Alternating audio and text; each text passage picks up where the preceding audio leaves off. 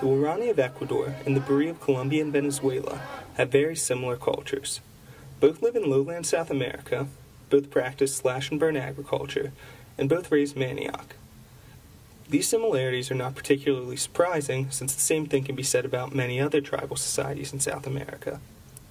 Some more specific similarities include the cultivation of only sweet manioc, a semi-sedentary settlement pattern in which the community will maintain as many as 5 longhouses at a time that they cycle to throughout a year. And they both lack canoes. These traits are all unusual, since most lowland South American groups cultivate both sweet and bitter manioc. They typically maintain only 1 longhouse at a time, and nearly every tribe has canoes. That is not to say that these two tribes don't have their differences. When it comes to getting their protein, both tribes have different methods. The bari hunt using bows and arrows, and the waorani hunt using blowguns and spears. Both tribes hunt monkeys, peccaries, and tapir.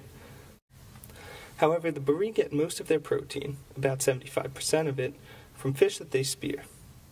Both tribes hunt and fish, and both practice semi-sedentary lifestyles.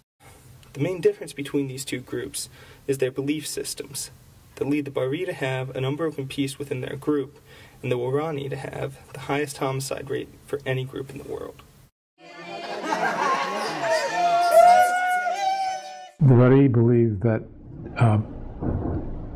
all deaths that aren't caused by accidents, such as falling out of a tree and so forth, are caused by death spirits. There are several different kinds of death spirits, probably more than I know about. One kind is sort of a gnomey or trolley sort of thing that moves through the earth the way fish move through water, and it likes to reach up and grab children, and then the children die after they've been grabbed this way.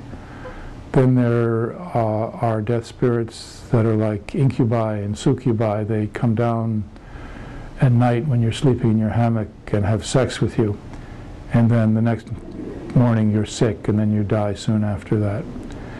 There are death spirits in the rivers, and they can grab you and cause you to drown, or also cause you to get very cold and die of that.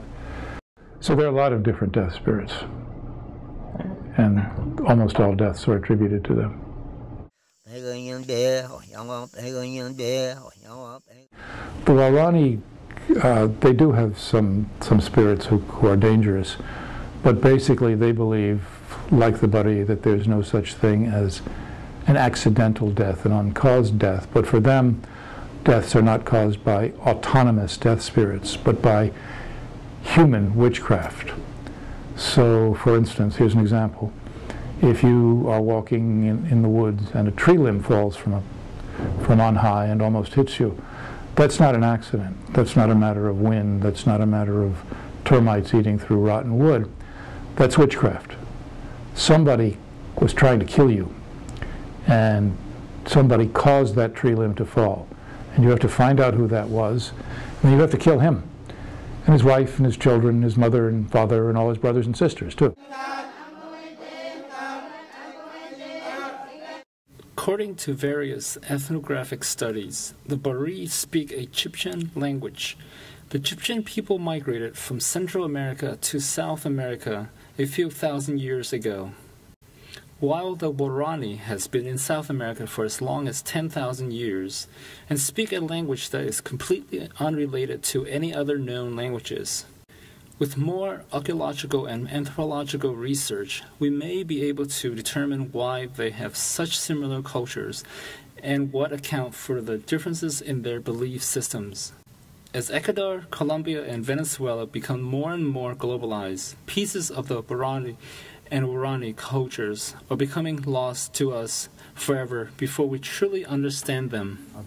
I had a long talk once with a missionary priest in which we agreed that all the propaganda that we saw about how the bari needed to be put into contact with Western religions and Western civilization so that they could become quote-unquote civilized was exactly backwards, and that what needed to happen was that the local ranchers and homesteaders needed to pay a lot of attention to the way the bari were running their society because it was vastly superior.